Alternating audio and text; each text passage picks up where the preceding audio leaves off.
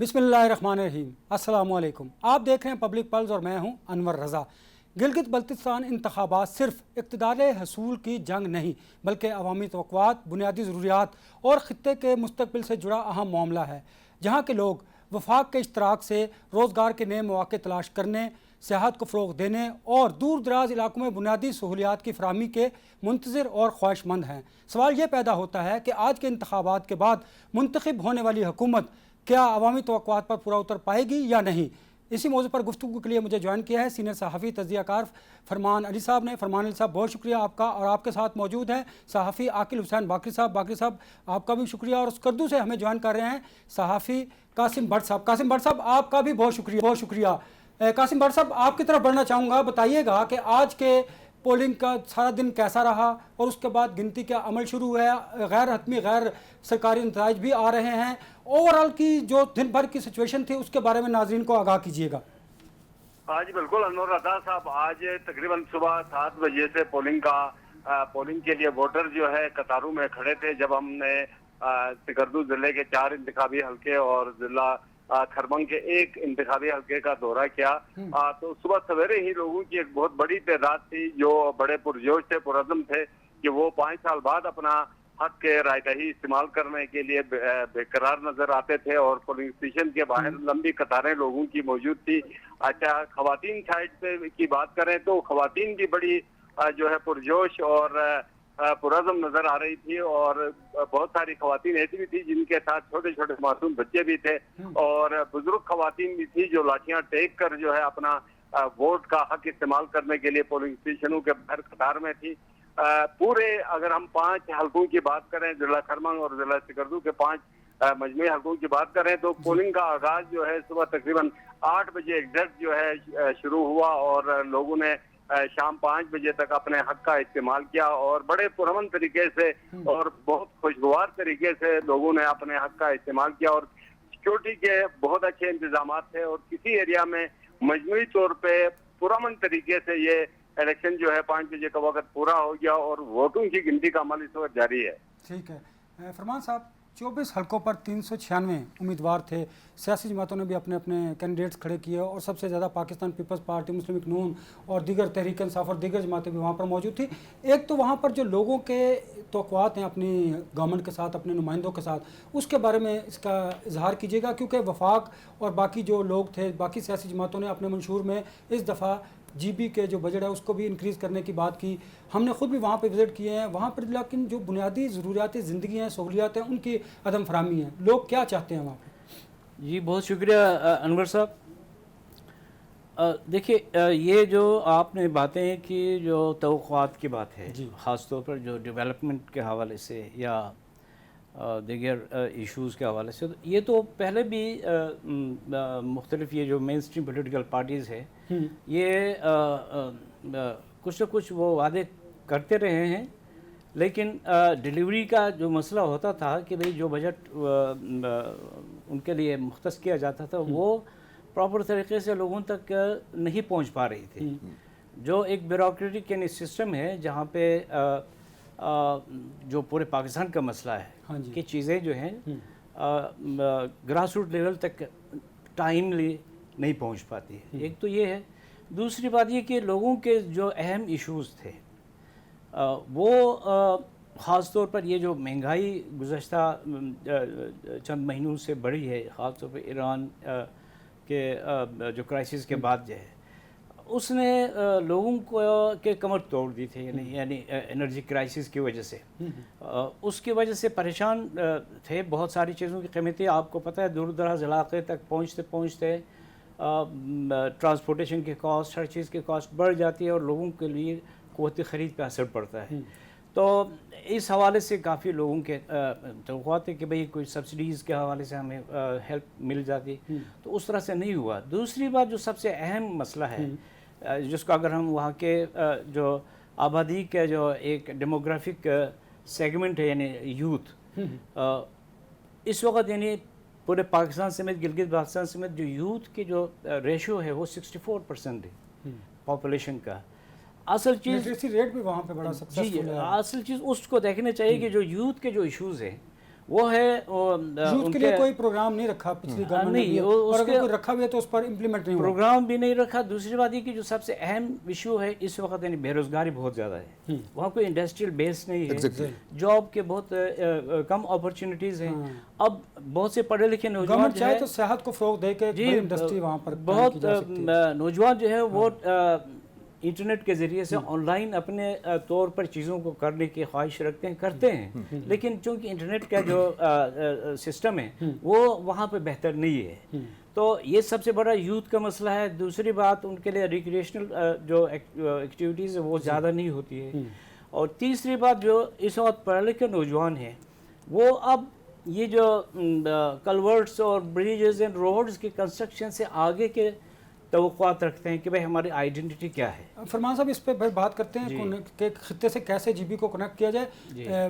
عاقل مجھے بتائیے گا کہ اب غیر حتمی غیر سرکاری نتائج آپ کے پاس موصول ہو رہے ہیں، کس سیاسی جماعت کی ہم ازیوم کر سکتے ہیں، چونکہ ابھی تو ہم صرف آئیڈیا لگا سکتے ہیں، ہم بتا سکتے ہیں ناظرین کو کہ کس جماعت کا پلڑا بھاری ہے؟ انور بھائی یہ اکثر یہ سمجھنا ہوگا کہ گلگت بلتستان کے جو انتخابات ہوتے ہیں وہ پاکستان کے دیگر اضلاع یا شہروں کی طرح نہیں ہے۔ گلگت بلتستان میں ایک ووٹ بینک ایک بہت بڑا ووٹ بینک جو ہیں وہ شخصی حد تک جو ہیں وہ کمیٹڈ ہوتا ہے وہاں کے لوگوں کا، بہت سے لوگوں کے ساتھ، جیسے کہ پیپلز پارٹی نے انتخابات سے قبل جو ہیں بہت سے الیکٹیبلز کو اپنے پارٹی کا حصہ بنا چکے تھے۔ اب اس کی ریزن یہی تھی کہ ان کو معلوم تھا کہ ان کے ساتھ ایک ووٹ بینک ہے اور ہماری نشست یہاں سے ہم کنفرم ون کر سکتے ہیں۔ تو گلگت بلتستان میں برادری کو دیکھا جاتا ہے، رشتوں کو دیکھا جاتا ہے، مسائل کو دیکھا جاتا ہے، پھر شخصی جو کمٹمنٹس ہوتی ہیں، اٹیچمنٹ ہوتی ہے، یوں یہ تمام ایشوز اور معاملات کے حساب سے انتخاب کیا جاتا ہے پارٹیوں کے اندر ٹکٹ کے معاملے پر۔ اب گلگت بلتستان میں اس وقت پیپلز پارٹی اور مسلم لیگ نون کے درمیان جو ہے بڑا ٹف کمپٹیشن ہے۔ وفاق میں بالکل ایسا ہی ہے، وفاق میں مسلم لیگ نون کی حکومت ہونے کے باوجود بھی گلگت بلتستان میں مسلم لیگ نون کو اس وقت کئی چیلنجز کا سامنا کرنا پڑ رہا ہے۔ اس وقت ہمارے ذرائع کے مطابق اور متوقع طور پر جو ہے گلگت بلتستان میں پیپلز پارٹی کا گراف بہت اوپر جا رہا ہے بنسبت مسلم لیگ نون کے۔ بالخصوص اس کی وجہ کیا ہے؟ اس کی وجہ یہ ہے گلگت بلتستان میں پیپلز پارٹی نے الیکشن سے پہلے بہت سے الیکٹیبلز کو اپنے پارٹی کا حصہ بنا چکے ہیں، جس میں بالخصوص بلتستان کے اندر کام بھی کیا انہوں نے ترقیاتی وہاں پہ۔ اگر کام کی بات کی جائے تمام پارٹیوں نے اپنے اپنے حصے کا کسی حد تک کام کرنے میں کامیاب ہو چکے ہیں، لیکن اس میں اس طریقے سے ڈیلیور کرنے میں کامیاب نظر نہیں آتے ہیں۔ اس میں حفیظ صاحب کا دیکھا جائے تو انہوں نے بھی کوشش بہت اچھی کی ہے۔ پیپلز پارٹی کو 2009 کے بعد جو ہیں اقتدار میں آنے کا موقع نہیں ملا ہے تو وہ اس طریقے سے ڈیلیور نہیں کر پائے ہیں، لیکن اسی حساب سے خالد خورشید نے بھی اپنے 2.5 سال ٹینور میں بڑے اچھے کام کیے ہیں، جس میں گزر شہرہ سے لے کر یہاں نگر شہرہ سے لے کر استور اور بلدستان کو کنیکٹ کرنے کے لیے جو شگرتن کا منصوبہ تھا وہ بہت بڑا منصوبہ تھا۔ تو اس وقت جو ہے پیپلز پارٹی پہلے نمبر پر ہے، مسلم لیگ نون جو ہے مقابلے پر ہے۔ متوقع طور پر مجھے ایسا لگ رہا ہے کہ پیپلز پارٹی 8 سے 10 نشستوں کے درمیان رہ سکتی ہے، اور مسلم لیگ نون جو ہے وہ 6 سے 8 نشستوں کے درمیان جو ہے مقابلہ ٹف کر سکتی ہے۔ اسی دوران ہی استحکام پاکستان کی بھی 4 نشستوں پر بڑے ٹف جو ہے وہ کمپٹیشن ہے، جس میں حاجی گلبر صاحب جو سابق وزیر اعلیٰ ہیں ان کے حلقے میں بڑے سخت مقابلہ ہے، اور گلبر صاحب کا اس وقت جو ہے گراف بہت اوپر جا رہا ہے۔ ایک تو وہاں جو استحکام پاکستان کے لیے سیٹ ون کرنے کے چانس بہت زیادہ ہیں، اسی طرح استور حلقہ 2 میں جو ہیں اس وقت پوزیشن جو ہیں استحکام پاکستان کے جو امیدوار ہیں ان کی بہت زیادہ پوزیشن جو ہے وہ سٹرانگ بتائی جا رہی ہے۔ ابھی جو 14 پولنگ سٹیشنز کا جو رزلٹ آ چکا ہے اس میں شمس لون صاحب جو ہیں 2761 ووٹ لے کر پہلے نمبر پر، غیر حتمی غیر سرکاری نتائج کے مطابق جو ہے وہ پہلے نمبر پر ہے۔ اسی طرح غیر سرکاری غیر حتمی نتائج کے مطابق رانا جو فاروق صاحب ہیں وہ پی ایم ایل این کے ہیں، وہ دوسرے نمبر پر ہیں 2549 ووٹوں کے ساتھ، تیسرے نمبر پیپلز پارٹی کا کینڈیڈیٹ ہے۔ جس طرح عاقل نے یہ بات کہی، جس طرح انہوں نے پریڈکٹ کیا کہ اگر سپلٹ مینڈیٹ آیا تو پھر ایک مخلوط حکومت بنے گی، اور اس کے نتیجے میں کیا وہاں کے جو ڈیولپمنٹ ورکس ہیں اور جو لوگوں کی امنگیں ہیں توقعات ہیں وہ پوری ہو پائیں گی؟ کیونکہ جو اتحادی حکومتیں ہوتی ہیں وہ کمزور حکومتیں ہوتی ہیں اور وہ شاید اس طرح ڈیلیور نہیں کر پاتی۔ بالکل آپ نے صحیح نشاندہی کہ انور صاحب دیکھیے ہمیں گزشتہ 2-3 انتخابات کے اگر جو ٹرینڈ چلا ہے ان کو دیکھیں تو کسی ایک پارٹی کو ایبسولوٹ مینڈیٹ کبھی نہیں ملا ہے ادھر، یعنی آپ دیکھیں پی ٹی آئی کی جو گورنمنٹ ہے اس کا جو نو کانفیڈنس کے بعد جو گورنمنٹ بنی تو اس میں صرف ایک فارورڈ بلاک کے بعد سارے پارٹیوں کو ملا کے ایک مخلوط حکومت بنی۔ تو ابھی بھی مجھے یہی لگ رہا ہے جیسے عاقل صاحب نے کہا کہ پیپلز پارٹی چونکہ اولڈسٹ پولیٹیکل پارٹی ہے وہاں اس کا بیس ہے وہاں پہ. پھر جو میجر ریفارمز انٹروڈیوس کیے تھے وہ پیپلز پارٹی کے دور میں ہی ہوئے تھے 74 سے لے کے جو دوسرا جو 2009 کا جو یہ جو ریفارمز آرڈر آیا تھا وہ انہوں نے انٹروڈیوس کیا تھا. اس سے یہ اسمبلی کا جو سٹیٹس تھا کاؤنسل سے اسمبلی کا سٹیٹس ملا اور اس طرح کی چیزیں تھیں. اور لیکن انہوں نے صحیح کہا کہ اس وقت نظریاتی بنیاد پر یا کوئی اس کے منشور کی بنیاد پر ووٹ نہیں پڑتے ہیں بلکہ وہاں کے جو سوسائٹی ہے وہ برادری ہے اور کچھ سیکٹرین لائنز ہوتی ہیں, کچھ علاقائی چیزیں ہوتی ہیں, کچھ پرسنل یعنی لوگوں کے ٹرسٹ ہوتا ہے لوگوں کے اوپر, تو اس بنیاد پہ ووٹ پڑتے ہیں. تو وہ تو آپ کی بات درست ہے, لیکن اگر سپلٹ مینڈیٹ ہے تو پھر اگر حکومت مخلوط ہی بنانی ہے تو پھر کس طرح عوامی مسائل عاقل حل ہو سکیں گے؟ دیکھیں نا, مسلم لیگ نون اور پیپلز پارٹی جی بی کے الیکشن کی بنیاد پر قومی بیانیے کو تبدیل کرنے کی پوزیشن میں دونوں جماعتیں یہ کوشش بھی کر رہی ہیں. آپ نے ان کے منشور اور انتخابی مہم میں بھی دیکھا. تو کیسے پھر وہ لوگوں کی جو وہاں پر مسائل ہیں ان کو حل کیا جا سکے گا اگر ایک مخلوط حکومت ہوئی تو, جو ہمیشہ کی طرح بنتی ہے؟ انور بھائی, ابھی الیکشن سے پہلے ہونا تو یہ چاہیے تھا کہ وہ اپنا اپنا منشور تمام سیاسی جماعتیں سامنے رکھتے. پیپلز پارٹی نے اپنا کوئی منشور سامنے نہیں رکھا اچھا اس الیکشن میں. اب اس کے باوجود ان کی پوزیشن سٹرانگ بتائی جا رہی ہے. لیکن اس کے ساتھ ساتھ اس وقت گلگت بلتستان میں مسلم لیگ نون کے جو صوبائی صدر ہیں حافظ حفیظ الرحمان صاحب, جو متوقع طور پر وزیر اعلیٰ بھی ہو سکتے ہیں, لیکن اس وقت اپنے حلقے میں اب تک کے پولنگ سٹیشن جو نتائج آ رہے ہیں, ٹف کمپٹیشن ہے پیپلز پارٹی کے کینڈیڈیٹ جمیل احمد کے ساتھ. بڑی ٹف کمپٹیشن ہے, سخت نہیں پیپلز پارٹی اور حفیظ صاحب جو مسلم لیگ نون کے صوبائی صدر ہیں. ٹھیک ہے, اور فارمر سی ایم بھی ہیں. یس, اسی طرح پیپلز پارٹی کے صوبائی صدر امجد ایڈوکیٹ کے ساتھ جو ہیں اس وقت ٹف کمپٹیشن ہے مسلم لیگ نون کے کینڈیڈیٹ کی. اس کی ریزن امجد ایڈوکیٹ بہت سے اسٹرانگ کینڈیڈیٹ تھے, اس کے مقابلے میں مسلم لیگ نون کے کینڈیڈیٹ کے ساتھ جو ہیں تقریباً 4-5 دیگر جو کینڈیڈیٹس تھے انہوں نے الحاق کر کے اس کے ساتھ کہا کہ ہم آپ کی حمایت کر لیتے ہیں. تو اس وقت حفیظ صاحب کو اپنی نشست جیتنا ہی اس وقت ایک چیلنج سے کم نہیں ہے. اس پوری کھیل کے دوران مجھے ایسا لگ رہا ہے کہ متوقع طور پر آنے والے انتخابات میں ایک نیا وزیر اعلیٰ بن جائے گا اور نیا ایک چہرہ ہوگا. وہ پیپلز پارٹی سے ہوں گے یہ پیپلز پارٹی سے ہوں گے, یہ بھی کہنا قبل از وقت ہوگا. لیکن میں یہ سمجھتا ہوں نیا چہرہ ہوگا, ممکنہ طور پر بلتستان سے بھی ہو سکتا ہے یہ چہرہ.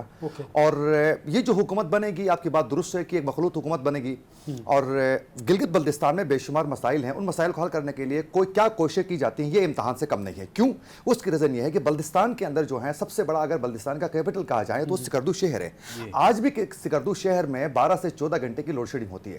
پانی کے بون کے لیے وہاں کے شہری ترستے ہیں. خواتین ہر ماہ سڑکوں پہ آ کر احتجاج کرنے پر مجبور ہیں. اسی طرح گلگت شہر کی بات کی جائے تو گلگت بلتستان کا کیپٹل ہے, آج بھی 16 سے 18 گھنٹے کی لوڈ شیڈنگ ہوتی ہے. لیکن عاقل آپ نے مسائل کی بات کی, دیکھیں نا, ہم نے وہاں پہ ریور کو دیکھا, آپ وہاں پر چھوٹے چھوٹے منصوبے بنا سکتے ہیں بجلی کی فراہمی کے لیے, پینے کے صاف پانی کے لیے کوئی بڑا منصوبہ نہیں. ہم نے دیکھا وہاں پہ جو غیر سرکاری تنظیمیں ہیں, این جی اوز ہیں, وہ بڑا وہاں پر کام کرتی ہیں. حکومتوں کو کام کرنے کی ضرورت ہے. اگر حکومتیں اس طرح مخلوط بنتی رہیں تو پھر کام کون کرے گا, مسائل کس طرح حل کیے جائیں گے؟ حالانکہ آپ اگر دیکھیں تو سیاحت کے ایک شعبے کو بہت وہاں پر فروغ دیا جا سکتا ہے. انور بھائی ایک چیز مینشن کرنا چاہوں گا, خالد خورشید کے نااہل ہونے کے بعد جو ضمنی انتخابات ہو گئے اس میں ان کے والد صاحب کے ووٹ بینک زیادہ تھا, لیکن وہ نشست کا نتیجہ نہیں دیا گیا. 2.5 سال اس ایریا کے حلقہ 1 کے جو لوگ ہیں وہ نمائندے سے محروم رہے. اب مجھے بتائیں وہاں کے ای ڈی پی کا کیا ہوا, وہاں کے ڈیولپمنٹ سیکٹر پر کیا کچھ, مطلب اسی طریقے سے 2.5 سال وہ لاوارث طریقے سے رہے اس ایریا کے لوگ. یہ پورے گلگت بلتستان کے اپر ایریاز میں بالخصوص ان مسائل کا وہاں کے لوگ سامنا کرتے ہیں. تو اگر مخلوط حکومت بن جاتی ہے تو پھر بہت سے چیلنجز کا سامنا کرنا پڑے گا وہاں کے لوگوں کو ڈیلیور کرنے میں. مجھے لگتا ہے سلمان صاحب یہ بتائے گا کہ پاکستان تحریک انصاف نے انتخابات کے دوران بھی, اپنی انتخابی مہم کے دوران بھی انہوں نے کہا کہ یہ الزامات انہوں نے لگائے, کیا درست ہیں ان کی بات کہ انہیں وہاں پر کیمپین نہیں کرنے دی, ان کو آگے بڑھنے کا موقع نہیں دیا گیا, لیول پلینگ فیلڈ ان کے لیے نہیں تھی؟ ہاں, یہ کسی حد تک درست ہے. جو لیول پلینگ فیلڈ ہے وہ سب کو ملنا چاہیے. اور پی ٹی آئی کے سیکرٹری جنرل ہے سلمان اکرم رجا صاحب, اور بھی کچھ لیڈرشپ کو انہوں نے وہاں سے ایکسپیل کیا جی بی سے. تو یہ نہیں ہونے چاہیے تھا. ایکول یعنی اپرچونیٹی سب کو ملنا چاہیے تھا تاکہ وہ اپنے منشور اپنے پروگرام ووٹرز تک پہنچاتے تھے. لیکن ان کے کچھ لیڈرز کو تو الاؤ کیا, جیسے شندانہ گلزار ہے یا بیرسٹر گوہر بھی ان کو الاؤ کیا. اب یہ جو انہوں نے ایک لاجک پیش کیا جو کہ سمجھ سے باہر ہے حکومت میں کہ بھئی انہوں نے این او سی نہیں لیا تھا. میرے خیال سے کسی بھی پولیٹیکل پارٹی کو این او سی لینے کی ضرورت نہیں ہے اس علاقے میں. ہر ایک کو جانے. اب حکمران جماعت ہے پی ایم ایل این, ان کے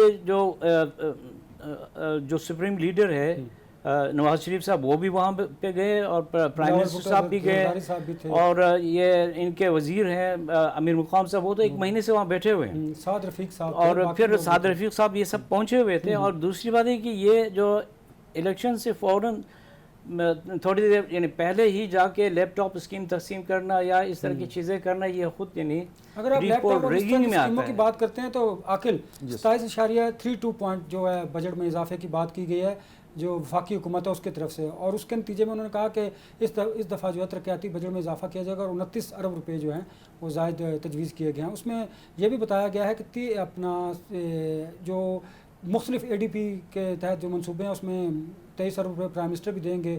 اس کی طرف سے نلتر پاور ہائیڈل جو پاور پروجیکٹ ہے 16 میگا واٹ کا اس کی بات کی گئی ہے, اور بہت سارے منصوبوں کی بات کی گئی ہے. تو یہ بھی تو انتخابات سے پہلے اس طرح سیاسی رشوت کے طور پر ہی دیکھا جاتا ہے ان چیزوں کو بھی. بالکل ایسا ہی ہے. اگر دیکھا جائیں تو تحریک انصاف کے دور حکومت میں خالد خورشید کی جانب سے جس طریقے سے بجٹ کو تمام صوبوں میں روڈ انفراسٹرکچر کے لیے کام کرنے کے لیے لے کر آئے تھے, اس میں بھی مسلم لیگ نون کی جانب سے بعد میں ان منصوبوں کو آگے بڑھانے میں بھی کوئی خاطر خواہ اقدامات اس طریقے سے نہیں کیے گئے جس طرح گلبر صاحب کے دور حکومت میں بھی. ان کو یہ کرنا چاہیے کہ اگر نیکسٹ ٹائم جس کی بھی حکومت بن جاتی ہے وفاق کا رویہ وہیں رہنا چاہیے گلگت بلتستان کو لے کر, ان کے مسائل کو لے کر. بے شک وہ پیپلز پارٹی کی حکومت بنتی ہے, مسلم لیگ نون کی حکومت بن جاتی ہے. دیکھیں گلگت بلتستان میں جب تک کہ پاکستان کے ساتھ دیگر صوبوں کے ساتھ جو ہیں انتخابات نہیں ہوں گے تب تک گلگت بلتستان سے نتائج اس طریقے سے واضح نہیں آ سکتے ہیں. یعنی میری رائے اس طریقے سے ایک صاف و شفاف قسم کی رائے جو ہے وہ سامنے نہیں آ سکتی ہے, کیونکہ ابھی ہمارے میجورٹی جو لوگ یہ سمجھتے ہیں کہ وفاق میں فلاں کی حکومت ہے, ہمیں ووٹ اسی کو دینا چاہیے کیونکہ حکومت اسی نے ہی بنانی ہے. ایک رائے یہ سامنے آ جاتی ہے. پھر اسی کے ساتھ اس وقت دیکھیں تحریک انصاف کی جانب سے کل وہ بھی کہیں گے کہ ہمیں مینڈیٹ نہیں ملا. بھئی آپ کے پورے گلگت بلتستان کے 24 حلقوں میں کہاں بتائیں کہ آپ کا کینڈیڈیٹ کہاں کون سا اسٹرانگ آپ کا امیدوار ہے, سوائے 2 نشستوں میں. اس وقت خالد خورشید کا جو حلقہ ہے ان کی والدہ ہے خود شاہدہ خورشید صاحبہ, وہاں وہ اسٹرانگ ہے, اور ادھر حلقہ نمبر 3 میں سہیل عباس اسٹرانگ ہے. اس کے علاوہ تحریک انصاف کا کینڈیڈیٹ اس طریقے سے اسٹرانگ نہیں ہے. اس کی وجہ سے اب گلگت بلتستان کے لوگ یہ سمجھتے ہیں وفاق میں فلاں کی حکومت ہے, ہمیں اس کو ووٹ دینا چاہیے. پھر وہ یہ بھی سمجھتے ہیں کہ ہم تحریک انصاف کو اگر ووٹ دیتے ہیں تو بھی اس طریقے سے ان کو تو سیٹیں نہیں دینے ہیں. یہ وجہ تھی کہ جو 5 جون کو وفاقی بجٹ پیش کیا جانا تھا وہ 10 جون کو لے گئے کہ جی بی کے انتخابات ہو جائے. کیا اس وجہ سے قومی بیانیہ بدل سکتی ہے؟ وفاق بھی, پیپلز پارٹی اور مسلم نون بھی اس وجہ سے بجٹ کو بھی دیکھیں اس کی ایک ریزن تو یہ تھی کہ پیپلز پارٹی اور مسلم لیگ نون کے درمیان انڈرسٹینڈنگ گلگت بلتستان کو لے کر اس طریقے سے کوئی انڈرسٹینڈنگ ان کی نہیں بن رہی تھی, کیونکہ دونوں جماعتیں بزد ہیں گلگت بلتستان میں حکومت کرنے کے لیے. اب پیپلز پارٹی یہ سمجھتی ہے کہ ہم نے انتخابات سے پہلے الیکٹیبلز کو جو پارٹی کا ہم حصہ بنا چکے ہیں, اب گلگت بلتستان میں ہماری پوزیشن اسٹرانگ بن رہی ہے, تو پیپلز پارٹی کہہ رہی ہے کہ حکومت ہم ہی بنائیں گے, جو وہاں جو آزاد امیدوار ہیں ان کو ملا کر, اور پھر استحکام پاکستان کے جو کینڈیڈیٹ جیتیں گے ان کے ساتھ مل کر. مسلم لیگ نون یہ بزد ہے کہ حکومت ہم بنائیں گے. اب اس لڑائی کے دوران انہوں نے بجٹ کو تھوڑا پیچھے دھکیلا تاکہ گلگت بلتستان کے انتخابات ہو, واضح ہو پکچر. اس کے بعد ہم اعلان بھی کیا, ہاں اعلان بھی کیا. مسلم لیگ نون کی جانب سے اس وقت جو ہیں وفاقی جو وزیر ہیں جو امیر مقام صاحب, وہ الیکشن سے پہلے جو وہاں الیکشن کے جو قوانین ہیں اس کی دھجیاں اڑاتے ہوئے انہوں نے مختلف ایریاز کے وزٹ بھی کر چکے ہیں, اور پھر منصوبوں کا اعلان سے لے کر شمولیتوں سے لے کر جو ہیں وہ لوگوں کو جوڑ توڑ کے سلسلے میں بھی وہ بہت زیادہ ایکٹیو فائدے جو ضابطۂ اخلاق کی خلاف ورزی تھی الیکشن کمیشن نے وہاں پہ ایکشن نہیں لیا, کوئی ایکشن نہیں. اس سے پہلے جس طریقے سے گنڈاپور میں کیا تھا, وہاں جا کر کہ کسی کو کہہ رہا ہے کہ میں کروڑوں کے حساب سے یہاں میں آپ کو سکیمیں دوں گا, کہیں کہہ رہا ہے کہ بھائی میں آپ لوگوں کو کارنرشپ دے دوں گا, کہیں کہہ رہا ہے کہ آپ کو یہاں میں یہ پوزیشن دینے کے جا رہا ہوں. وہیں سیم سچویشن مسلم لیگ نون کی جانب سے بھی اس انتخابات میں بھی ہم نے گلگت بلتستان میں دیکھا ہے. تو یہ نہیں ہونا چاہیے, جو ضابطۂ اخلاق ہے اس کے پامال نہیں کرنا چاہیے, اس کا خیال رکھا جائے تاکہ جو عوام کی جو رائے ہے وہ اصل جو رائے ہے وہ سامنے آ سکیں. تو یہ جو انتخاب ہے, یہ جو چننا ہے عوام کا, عوام کے نمائندے کا, یہ نظام یہ جو ہے اس کو ہم شفاف بنا سکیں اور آگے بھی رکھ سکیں اس کو. اگر اپنا مجھے بتائیے گا سر فرمان صاحب کہ ہمارا خطہ بڑا امپورٹنٹ ہے جی پی، اس کو دوسرے اضلاع دوسرے خطوں کے ساتھ ہم نے کنیکٹ کرنا ہے، یہ بہت بڑا وہاں پہ کام کیا جا سکتا ہے، اس کی طرف حکومتوں کی توجہ کیوں نہیں ہوتی کہ ہم اس کے دوسرے ممالک کے ساتھ کنیکٹ کریں، تجارت شروع ہو وہاں پر؟ اس کی وجہ کیا ہے؟ وہاں پہ سیکیورٹی ایشو ہے یا سیاسی کوئی اس میں خرابی ہے کوئی؟ نہیں، اس پہ تو کام ہو رہا ہے، یہ کوئی ایسا ایشو نہیں. جیسے ابھی انہوں نے پچھلے دنوں اناؤنس کیا تھا کہ 132 کلومیٹر کا یہ موٹر وے یہاں سے ہزارہ سے چلاس تک یعنی جھلکر تک لے کے جا رہے ہیں، یہ اس کا حصہ ہے. اور سی پیک کے جو پروجیکٹ ہے اس کے حوالے سے جو کمیونیکیشن سیکٹر میں تو چیزیں ہو رہی ہیں، لیکن جیسے میں نے پہلے عرض کیا کہ لوگوں کے جو ایشوز ہیں نا وہ ان روڈز اور کلورٹس اور بریجز سے آگے کی ہے. لوگوں کا مسئلہ اس وقت ان کے اپنے زمینوں پر اونرشپ کا ہے، ان کے وسائل ہے منرلز کا، اس کو جس طریقے سے بے تحاشا یعنی لیزز دیے جا رہے ہیں نان لوکلز کو، نان لوکلز کو دیے جا رہے ہیں اور without the consent of the local peoples. چونکہ یہ جو ابھی لینڈ ریفارمز ایکٹ بھی لے کے آئے، اس سے لوگ کافی پریشان ہیں اس حوالے سے. اچھا، وہ لینڈ ریفارمز ایکٹ کیا ہے؟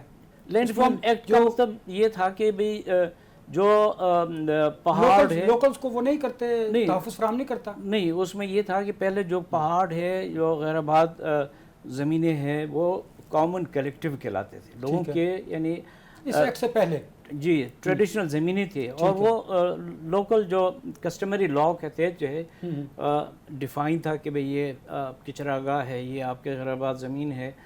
اب جو لینڈ ریفارم ایکٹ آیا ہے اس کے تحت تو یہ کہ اب تو ہر یعنی زمین میں 2% 10% جو ہے لازمی حکومت کے لیے مختص کرنا ہوگا زمین.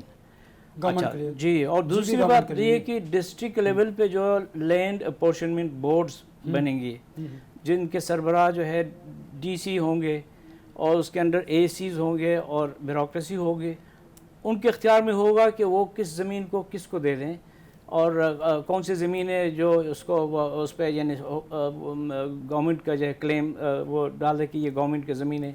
اب اس میں سب سے خطرناک بات جو کلاز اس کا ہے، کلاز آرٹیکل 10، وہ یہ ہے کہ اس کے فیصلے کے خلاف کسی کورٹ میں آپ اپیل بھی نہیں کر سکتے. اچھا، اب چونکہ دیکھیں وہ وہاں پہ جو ٹوٹل کلٹیویبل لینڈ جو ہے وہ صرف 2% ہے، ٹھیک ہے، باقی ماؤنٹینز ہیں. ماؤنٹینز مینس کہ لوگوں کے چراگاہ ہیں اور غیر آباد زمینیں ہیں. تو اب اس 2% میں بھی اگر گورنمنٹ کے لیے 10% یعنی آپ فیصد نکالنا چاہیں گے تو لوگوں کے پاس کیا بچے گا؟ اسی طرح سینٹرل لیول پہ پروونشل جو اپورشنمنٹ بورڈ ہے، جس کا سربراہ جو ہے وہ چیف منسٹر ہوگا اور کمشنر ہوگا اور اس کے نیچے جو بیوروکریسی ہوگی، تو وہ فائنل یعنی آربیٹر ان کے پاس اختیار ہوگا کہ وہ زمین جی یعنی زمین جو ہے اب جھگڑے ہوتے ہیں لیکن اس کو کسٹمری لاء کہتے ہیں، لوگ خود ہی آپس میں طے کرتے ہیں. اب یہ ہوگا کہ ان کے اختیار میں ہوگا کہ وہ کس زمین کس کو دے دیں اور اس کے خلاف پھر کسی کورٹ میں اپیل بھی نہیں کر سکتے. مطلب یہ اتنا یعنی خطرناک یعنی وہ ہے کہ لوگ اس بارے میں بڑا یعنی کنسرنڈ ہے اور اس پہ کوئی ریلیف بھی نہیں مل پا رہا اور نہیں کچھ بھی نہیں ہو رہا. اس پہ ریزسٹنس ہو رہی ہے، لوگ یعنی مقامی سطح پر مختلف لوکل پولیٹیکل چیلنج نہیں کیا اس کو عدالت میں کسی نے؟ نہیں، اب چیلنج ہی نہیں کر سکتے لیکن جو عدالتیں ہیں پھر عوامی تحریک اس کے نتیجے میں آپ دیکھ رہے ہیں کہ یہی ہو رہا ہے. وہاں پہ جو لوکل پولیٹیکل پارٹیز ہیں، نیشنلسٹ پارٹیز ہیں، وہ اس کے خلاف ریزسٹنس موومنٹ چلا رہے ہیں. تو یہ ہے. پھر اسی طرح منرل ایکٹ ہے، منرل ایکٹ کا آئے گا تو اس میں بھی جیسے گورنمنٹ نے اوپنلی اناؤنس کیا کہ بھئی باہر سے جتنے بھی انویسٹرز آئیں گے ہم ان کو دے دیں گے. بھئی آپ لوگوں سے پوچھے بغیر ان کے جو وسائل ہیں، معدنیات ہے یا پانی ہے، جنگل ہے، چراگاہ ہے، آپ کسی اور کو کیسے دے سکتے ہیں؟ وہ تو لوکلز کا پہلے حق ہے. چلیے مجھے بریک کی طرف بڑھنا، بریک کے بعد جب واپس آئیں گے تو گفتگو کے سلسلے کو رکھیں گے. میرے ساتھ رہیے گا. Welcome back. गिनती का अमल मुकम्मल होने के बाद ही वाज़ेह होगा कि कौन बनेगा गिलगित बल्तिस्तान का हुक्मरान। लेकिन अभी तक तो पाकिस्तान पीपल्स पार्टी और जब तक हम गुफ्तगू कर रहे हैं और पाकिस्तान मुस्लिम लीग नून के दरमियान कड़ा मुकाबला देखा जा रहा है। अपना मुझे बताइएगा आकिल कि आपके ख्याल में जो भी हुकूमत बनाएगा उसके लिए सबसे बड़ा चैलेंज जो है वो GB में क्या होगा? सबसे बड़ा चैलेंज ही वहाँ इस वक्त बिजली का ही है गिलगित बल्तिस्तान में। सबसे बड़ा गिलगित बल्तिस्तान में उस हुकूमत के लिए चैलेंज बेरोज़गारी है। सबसे बड़ा चैलेंज वहाँ के लोगों के लिए बिलखुसूस शहरों में साफ़ पानी के फराहमी है। सबसे बड़ा चैलेंज गिलगित बल्तिस्तान में तालीमी इदारों में इस्लाहात और वहाँ टीचर्स की कमी को पूरा करना है। सबसे बड़ा चैलेंज गिलगित बल्तिस्तान में बिलखुसूस हॉस्पिटल्स में अद्वियात की कमी और फिर वहाँ स्टाफ की कमी जो है उसको पूरा करना है। ये वो बुनियादी मसाइल हैं जिस पर आज भी गिलगित बल्तिस्तान के लोग इसी में ही उलझे हुए हैं। अब गिलगित बल्तिस्तान के लोगों के लिए अगर बुनियादी मसाइल पे ही आप लोगों को वहाँ ही उनको महदूद रखेंगे तो गिलगित बल्तिस्तान के नौजवान IT में जो न्यू टेक्नोलॉजी है उस पर हमने क्या करना है, जो बिल्कुल AI का दौर है वहाँ कैसे आगे बढ़ना है, वो वहाँ के लोग सोच ही नहीं रहे हैं बेचारे। वो तो इस पे लगे हुए हैं कि भाई हमें गंदम जो है वो अच्छी क्वालिटी की मिलेगी नहीं मिलेगी, हमें आज बिजली घर में आएगी या नहीं आएगी। मतलब ये बुनियादी मसाइल हैं। और वहाँ जो बिलखुसूस पावर के जो प्रोजेक्ट्स हैं वो करप्शन के नज़र हो रहे हैं, उस पर तहकीकात हो रही हैं, लेकिन उसके बाद जो हैं उस तरीके से कोई नतीजा सामने नहीं आता है। तो होना ये चाहिए गिलगित बल्तिस्तान में, आप गिलगित बल्तिस्तान के लोगों को बुनियादी इन मसाइल से निकाल कर इनको जिद्दत की तरफ लेकर आएँ। दुनिया इस वक्त ये सोच रही है कि हमने IT की दुनिया में कैसे स्पेस क्रिएट करनी है। दुनिया में आए रोज़ बिलखुसूस इस वक्त जो हैं जिस तरीके से आप देखें कि जो बिलखुसूस जो AI का दौर आया है जिसमें बड़ी बड़ी इस वक्त जो हैं इनकलाब बर्पा हो चुका है, मज़ीद इनकलाब बर्पा हो रहा है, तशवीशनाक हद तक चीज़ आगे बढ़ रही है। उसमें गिलगित बल्तिस्तान के लोगों को अभी तक इंटरनेट की सहूलत जो है वो मैसर नहीं है। आज भी यकीन करें मेरा खुद जिस गाँव से ताल्लुक़ है अस्तोर हल्का नंबर 1 से, मेरे गाँव में सिग्नल ही नहीं आते हैं। एस्कॉम के सिग्नल के लिए मुझे पहाड़ी में निकलना पड़ता है, तकरीबन 4-5 किलोमीटर सफर करके पहाड़ में आना पड़ता है। ये मैं मिसाल दे रहा हूँ सिर्फ अपने गाँव के।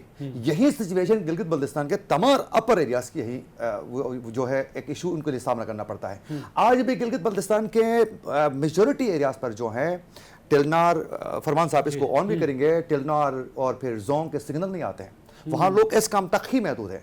अच्छा, ये बड़ा इंपॉर्टेंट बात आपने की फरमान साहब। पाकिस्तान और चाइना के दरमियान जो ट्रेड है खुंजराव टॉप के जरिए होती है, हमने वहाँ पर देखा कि कस्टम्स के लोगों को बड़े मसाइल है, मुकामी लोगों को। जब तक आप रवायती हथकंडे इस्तेमाल नहीं करते वहाँ आपको तिजारत करने का खुले मौके नहीं मिलते। ये एक इतना बड़ा इशू है, इसको कैसे एड्रेस किया जा सकता है? देखिए, अगर आप ट्रेड करेंगे तो GB के लोग जो हैं वो कम से कम फाइनेंशियल तौर पर तगड़े होंगे, मजबूत होंगे। बिल्कुल सही है। देखिए अनवर साहब, आपने बिल्कुल बहुत ही अहम इशू की तरफ निशानदेही की है। ये border trade is the only source of income for the local people, यानी जो लोकल नौजवान हैं वो कैरी का काम करते थे, यानी सामान वहाँ से लाना ले जाना। अब उसमें भी एक कंपनी के मोनोपोली कायम किया गया है, NLC के। दुरुस्त कह रहे हैं। अब वो भी इंटरनेशनल कस्टम लॉ के तहत जो है वो जहाँ से रवाना होगी काशगर से, वहाँ सील यानी कंटेनर्स सीधा आपके ग्वादर पोर्ट तक आ जाएंगे, बीच में जो है वो कहीं नहीं खुलेंगे।